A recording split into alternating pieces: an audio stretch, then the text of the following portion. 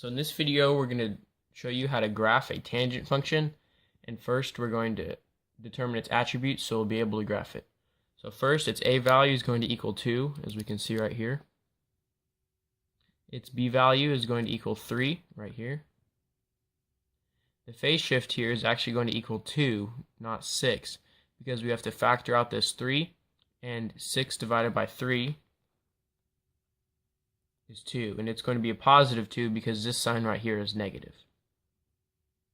And the vertical translation is going to be up 2, as we can see from our k value right here.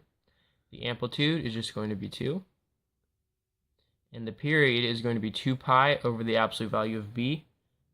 We can determine that right here, 2 pi over the absolute value of b, which is going to equal 2 pi over the absolute value of 3. That's going to be 2 pi over 3. So to determine the tick mark width, we're going to have to divide the period by 4, which, when you think about it, is just multiplying it by a factor of 1 over 4, which will give us 2 pi over 12, which will simplify to pi over 6. Now our first tick mark is going to be 2, which is our phase shift. And we're going to have to add pi over 6 to 2. But first we have to determine what 2 is in terms of pi over 6. That is going to equal 12 pi over 6. That'll simplify down to 2. Now we have to add pi over 6, which will equal 13 pi over 6. Now we're going to add another pi over 6 to that, which equals 14 pi over 6, which can be simplified down to 7 pi over 3. Now we have 14 pi over 6. We're going to add another pi over 6 to that, which will equal 15 pi over 6, which can simplify down to 5 pi over 2. And now 15 pi over 6 plus another pi over 6 is going to equal 16 pi over 6, which can simplify down to 8 pi over 3. Now we're going to show how to graph this function, now that we've determined its attributes. To graph this function, we're going to start by drawing the axis, the x and y axis. And then what we want to do is we want to label the 5 tick marks we found earlier. So our first tick mark would be at 2. Our second tick mark would be at 13 pi over 6. Our third tick mark would be at 7 pi over 3. Our fourth tick mark would be at 5 pi over 2. And our fifth tick mark would be at 8 pi over 3. And so when we graph the tangent function, we need to first graph the cosine function. And that's because where the cosine function crosses the imaginary axis, which we find from the k value, the plus 2, that's where the tangent function is going to have asymptotes. And so first let's just graph this imaginary x-axis. So it's going to be at 2, which you can determine from this 2 right here, or the k value. So here we go, we label that 2. And just we can draw a dotted line.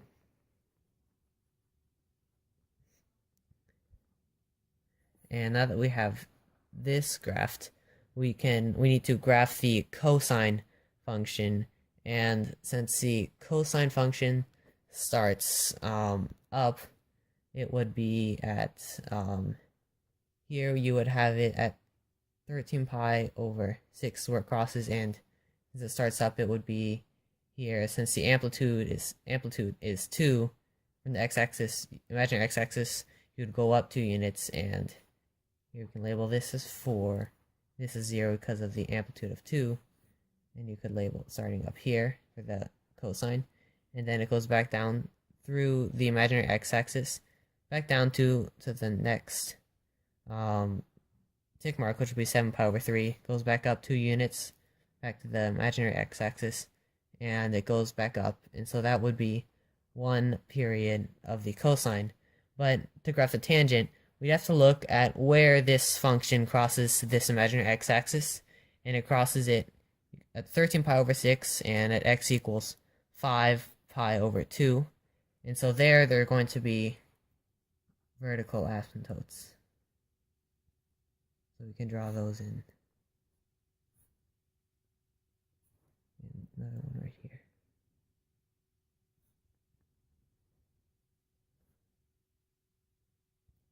And so now that we have this, we can draw the cycles.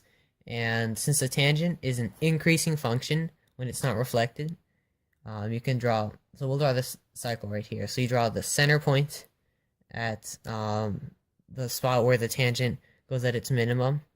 And so you draw that there.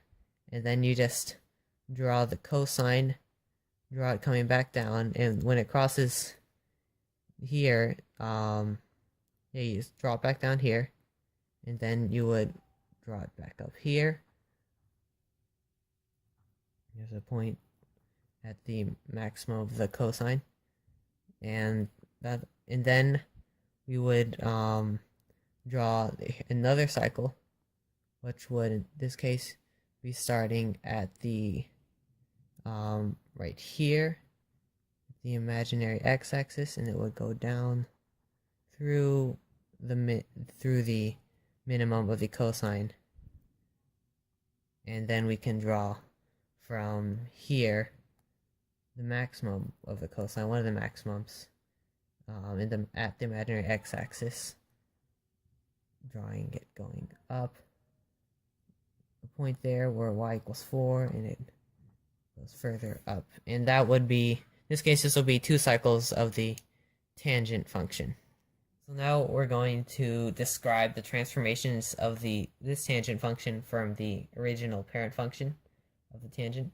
And so the vertical stretch would be stretched by a scale factor of 2,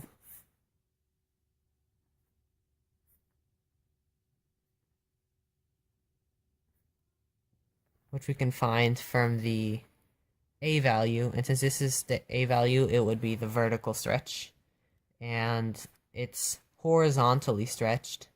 I mean, it's compressed, not stretched,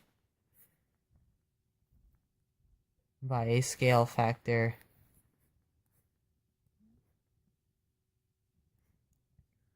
of 1/3, and this, it's 1/3, not 3, because you're to find the horizontal compression and the scale factor, it would be, you find the reciprocal of the b value, and in this case the b value is 3, and so you find the reciprocal of this 3 to get to 1/3, and since it is a whole number, it would be a compression rather than a stretch.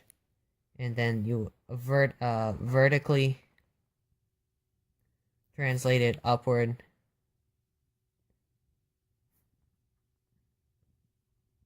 two units, which you can figure that out from the k value, and horizontally translated right 2 units, which you can figure out from the h value, or the phase shift. And these are the translations that this function has undergone.